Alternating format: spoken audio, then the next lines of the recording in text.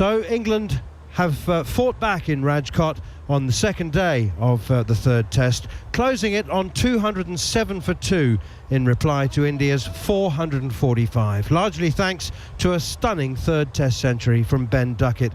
They trail by just 238, I say just 238 runs.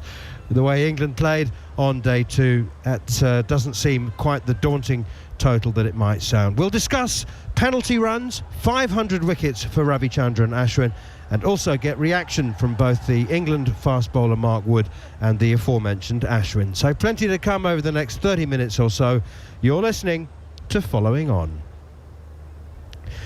Gareth Baddy, what a breathtaking day. It was impossible to take your eyes off the action if you were lucky enough to watch it, and hopefully for our listeners to take your ears away from the action, because there were 172 runs scored in the final session.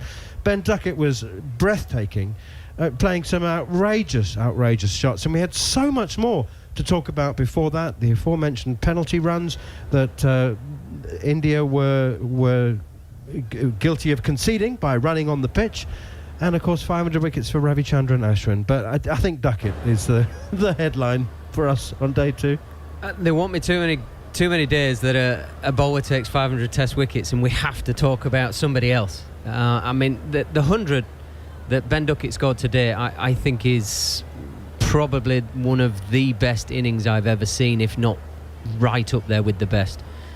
With the circumstance of England obviously batting second and India posting a formidable score of 445, but the way and the manner that he came out and played, he was almost ruthless in his intent. He was brave, and then once he had the Indian bowlers on the back foot, once he got the field spread, he was just systematically breaking them down. I think he was on about 40 when he hit one off, I think it was Bumrah, where he's hit one through backward point for 4. There's a sweeper at point. 3 balls later, he hits it in front of point for 4, and you're kind of going, am I watching PlayStation here? This is ridiculous. He was playing with the fielders, he was playing with the bowlers, and he just did it quite nonchalantly, but incredibly skillfully, incredibly brave. To play the reverse sweep after Pope had been adjudged LBW, and he's hit it over cover for 6, flat and hard. You're just watching in awe of it, going, everything in everybody else's body, every emotion is saying, just see it out a bit and play for root a little bit here and take it deep. No, he just kept playing, and I think that in itself is the thing to be applauded, to have the bravery, the presence of mind and the skill set to keep following it through over and over again for the 114 balls I think it was at the end. I mean, it's wow. There's not enough superlatives to describe how well he played. Abhishek, there was a period of between about 20 and 45 where he literally attacked every ball. I mean, it looked like it would not be an exaggeration to say that would have been exhilarating in a T20 match. But the best thing about his innings was there was no slogging. He was very calculative in the shots he's played. He's picked the right options. He played to his strength. He didn't try anything different. Reverse sweep, it's his shot. He loves slog sweep. He loves sweeping. And also, India didn't place the right fielders at times against him. They could have been a bit better with their field placement. Rohit, I think they allowed him to get lots of boundaries when he was sweeping a lot against R. Ashwin, Jadeja and Kuldeep. But for me, the foremost thing was his fitness. After fielding, after being out there for 135 odd overs, to come out there and play an innings like this, it's just unbelievable. Let's just rewind to the start of the day, Gareth Baddy. India resumed with Ravindra Jadeja at the crease, unbeaten on 110. They started at 326 for 5, and it was clear and obvious to all of us that batting time was as important as the runs. They scored another 119 for those last 5 wickets. Mark Wood finished with 4 for 114. But it was the old school cricket in many ways, old school test cricket, because the wicket is deteriorating and it is becoming more unpredictable, and India felt that the longer that they could bat, as well as the additional runs, could make a big difference. Well, if England score at this rate, then it's not going to make any difference at all. Yeah, it was. You can see what they're trying to do. It was the tried and tested. It was the historical way of playing, and England soaked that up. They stayed strong. Joe Root was the man that got the breakthrough, and we were sort of on commentary saying, early morning. Might just nibble a bit. Why we're not looking at Anderson and Wood? But there were 2 left-handers in. It was a plan. It was followed through. And then Root gets the wicket, caught and bowled, the massive wicket of Jadeja, the guy that could have held it all together and extended on that sort of situation that India have found themselves in. Then there's a bit of a tussle between Ashwin and Jewell, played really, really well. I think that partnership was plus 50-60. But England just stayed in the scrap. They stayed in the fight. Any single little bit of hint of being able to sniff out a wicket or stay in the game, they did it. And I think it's just shown through that England are taking the positive option instead of sometimes the tried and tested, and the bravest thing to do in life is to do something different, but with a similar sort of outcome, I suppose. You know, England weren't trying to change the wheel with changing fields, etc. They were just trying to bowl lots of good balls in an area and sort of, we're keeping at you, we're going to keep at you, we're going to keep prodding you, we're going to keep prodding you, and we'll end up on top because you're the ones that are going to fade away and you're not going to extend on your position. And then as soon as we got a chance with the bat, it was ridiculous. Dhruv Jurel, the wicketkeeper, on debut made 46 excellent runs, really looked the part, 2 4s and 3 6s. Ashwin himself made 37, and Jasprit Bumrah added to England's frustrations with 26. Rian Ahmed finished with 2 for 85, and as I said, Mark Wood 4 for 114. We must talk about the penalty runs, both of you. Yesterday, India, there were 4 batsmen who were warned, either unofficially or officially, for running on the pitch, and then it was R. Ashwin who was the straw that broke the umpire's back, and Joel Wilson signalled to the scorers 5 penalty runs. So England actually walked out to bat 5 without loss. I wonder whether that's an appropriate penalty, whether it was appropriate in this circumstance. It was a cumulative penalty. It wasn't like directed at Ashwin. It was because there had been successive Indian batsmen running up and down the pitch in order to obviously exacerbate spin later on. Was it appropriate in this occasion, and is it an appropriate penalty given the consequences? What if it earns you a wicket or 2? I think if you look at the severity of it and how severe it can become in the context of the game, 5 runs is nothing. A team would do it all day if they could. And even if you give 10 runs of it, really, if you can pick up 2 extra wickets by doing that, and if it's a penalty of 10 runs, I wouldn't care. I think you need to look at both sides of it. And if it's a bowler that's running on the pitch, you warned, second one, you're gone. Yeah. You don't bowl again for that innings. Is the punishment severe enough from a batting side? Because exactly what you're saying, Ashwa. It's kind of, well, hang on a minute, 5 runs, who cares? 5 runs is not going to win or lose this test match, but 2 wickets will. So India then with 445. I wonder, given that they had the opportunity to close out both of the first 2 test matches in Hyderabad and Visakhapatnam, to completely take the game away from England, if there is such a thing anymore in the New England era. I just wonder whether Rohit, who was quite frustrated, wasn't he, on the first day? He was frustrated about the run out of Sarfaraz Khan, and I wonder on this occasion whether he thought it was another opportunity to go past 500 that had been missed, or would he have been satisfied with 445? He looked quite satisfied. I think 445 he would have taken it. If you have given him 445 at the toss, he would have probably taken it. But again, what he did along with Jadeja, the shot he played and got out, he would be a bit disappointed again, the run out of Sarfaraz Khan. If you get 550 here, England are a lot behind, aren't they? But at the moment, the way England batted, they're only 230 runs away, and if they keep batting the way they have today and they start in the same fashion tomorrow, they could be there by lunch. They could. Okay, before we carry on, let's hear from the one of the 2 men of the day, R. Ashwin, talking about reaching that coveted milestone, just the 9th man to take 500 wickets in tests. Look, I mean, it's been quite a long journey. Firstly, I'd like to dedicate the 500th wicket to my father. He's been through the thick and thin of everything that I've done in my life. He's lived it through. He's had heart attacks every time I've played. I think his health has gone for a toss because he's actually watched games of mine on TV constantly and been a constant support for me. I'm sure he'll be very, very happy today. But yeah, 500 wickets, done and dusted now. I think we've got a game hanging in the balance now. long time back, one guy who reached 300 wickets, he was the first one to do that, said that whoever breaks my record is going to be a tired bowler. You've got 200 more. Are you tired? How has the journey been? No, not really. I mean, it's pretty fresh. The way England are playing, you're not having to bowl a lot of overs, honestly. They're showing a lot of intent, playing like how they would play every over in a T20 game or probably a one-day game. Giving less time for us to think and also less labour. Have to bowl good balls and expect one of those airy-fairy shots to go to hand. Okay, and I know this is a moment for you. 500 wickets is a big moment, but we have to talk about this new approach and how you've had to react. We are watching your celebrations, the 500 wicket. So well done on that. But Ravichandran Ashwin has bowled over the years. This is something new, right? You've never seen this before. Look, I think pretty much the surfaces we played on this test series has enabled the batters to have a reasonable amount of time in the first 3-4 days.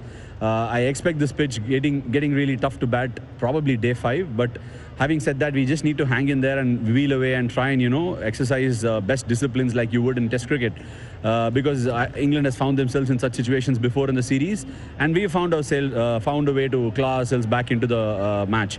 So I think, like I said, the game is hanging in the balance. Good spell, probably some things going our way tomorrow morning, and we could right away start dominating the game once again. But as I said, the game is going neck and neck. We'll have to bat, we'll have to bowl well and stay in the game. Like I said, they're putting you under pressure, but it's important to not react to that pressure and respond very well. That was R. Ashwin talking to Sanjay Manjrekar. Really interesting. Quick comment from both of you on what he had to say there. But it was interesting to me that in Visakhapatnam, England needed 399 in the fourth innings, and Shubman Gill described it as 70-30 in our favour, with England needing 399 to win. Here, India are still leading by 238, and we've got Ravichandran Ashwin saying that the game is in the balance. Gareth Batty. Yeah, I mean, if you're in the England changing rooms hearing that, you're kind of going, okay, what we're doing is working. We have their senior spinner, their senior bowler, the guy that's just got 500 wickets, who should be jumping from the rooftops, singing how good a position it is, how good it is to get 500 wickets or whatever.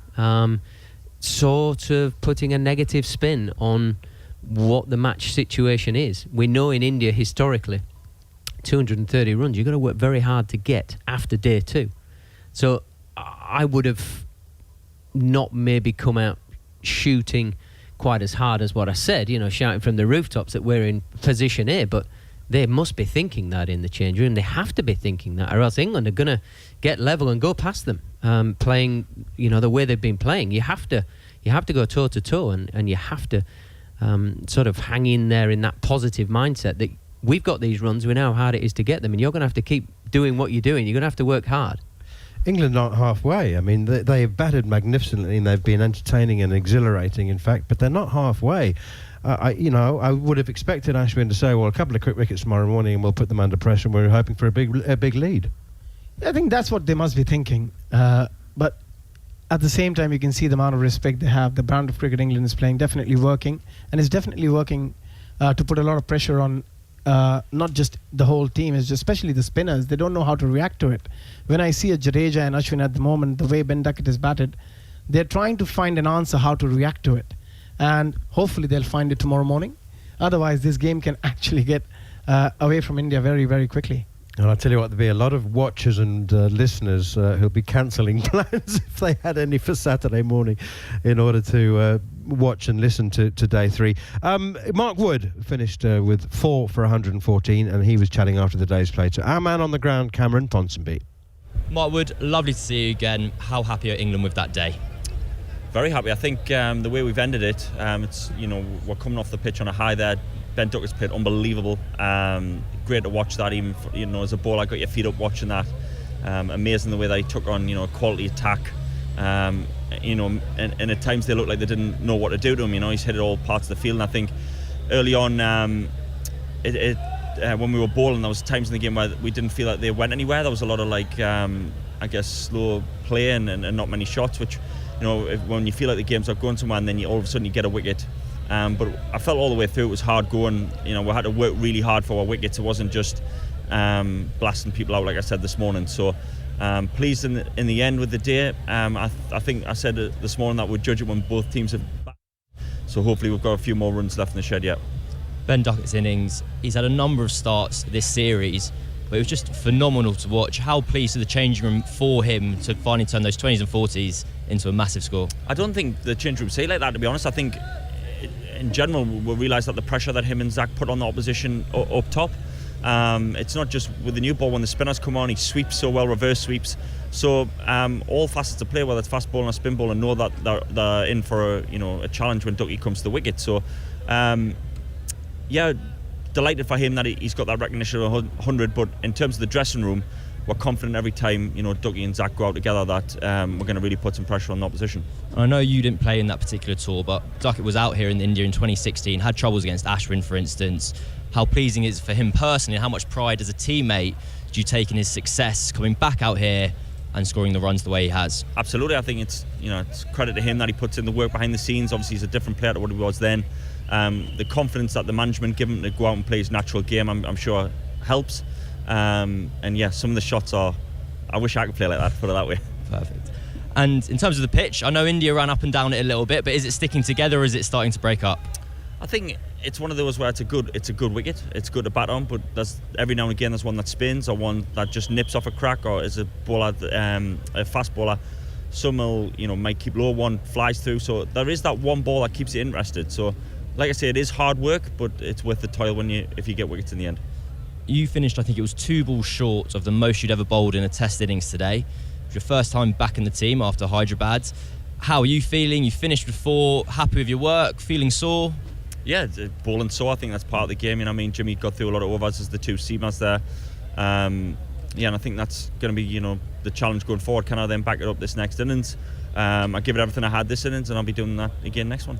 And just finally, on that 5 penalty runs, it was a bit of a novelty for everyone watching. It seemed like Ollie Pope and Joe Root in particular were hot on the fact that India's batters were encroaching on that danger area. As a bowler, did you have any sympathy for the batters, or was it something that England had spoken about, that we need to make sure these lads stay off that area? No, I don't think anyone spoke about it. I was that hot and that thinking about that much of my bowling and trying to get some, suck some air in, that I didn't even really notice it that much, to be honest. I was on the boundary, but obviously it's important. The batters, they're the ones that have got to try and score runs on that wicket. And if the people are running on the wicket, then that's not the rules. And I'm guilty as anybody as a bowler. I encroach on the wicket sometimes when I'm bowling, so it's important you try and stay off. Well, if you're ever feeling down about anything in life, just listen to an interview with Mark Wood, and that'll cheer you up. I love the way he refers to Ben Duckett being encouraged to play his natural game, but in so many ways it's such an unnatural game, Abhishek. Yeah, it's very unnatural for me if I have to bat like that in Test cricket or in first-class cricket. But it makes it so much more exciting, doesn't it? We all want to watch this cricket. Everyone is vested in this series now. And if England can keep playing this brand of cricket, I think a lot of teams will follow. Final thoughts then on the day and what's to come from you, Gareth Baddy. There's no point pontificating or speculating about what England could or should try and do, because they've torn up the rule book, haven't they? I mean, do you think they'll be thinking, well, we get 550, we'll be 100 ahead, we could really put them under pressure, we could win this by an innings? Yeah, why not? They're in that sort of place, aren't they? It's not arrogance. It's they're earning the right. It's I think some people speculate on what Bazball is. It's not what people are talking about, maybe our side of the fence. I think the players are actually doing the good basic stuff just extremely well, but that is allowing them that little bit of margin to take the game on. And Ben Duckett today took the game on and some, but he's only doing what he's done in first-class cricket in periods and throughout his career. He's just doing it on the biggest stage and the hardest place to do it. And he's not the only player we've seen do that. Pretty much everybody, you go through the whole list, and everybody has done something that they've always done naturally on the biggest stage, which is normally where we fear the most to express ourselves. And I think that's the beauty of where this England team is, and they're expressing themselves. And you can bet your life they're all shattered in there, because 130 odd overs is a long time in the dirt. But I tell you what, they'll be buzzing. They'll be thinking we're a red hot go to win this game of cricket.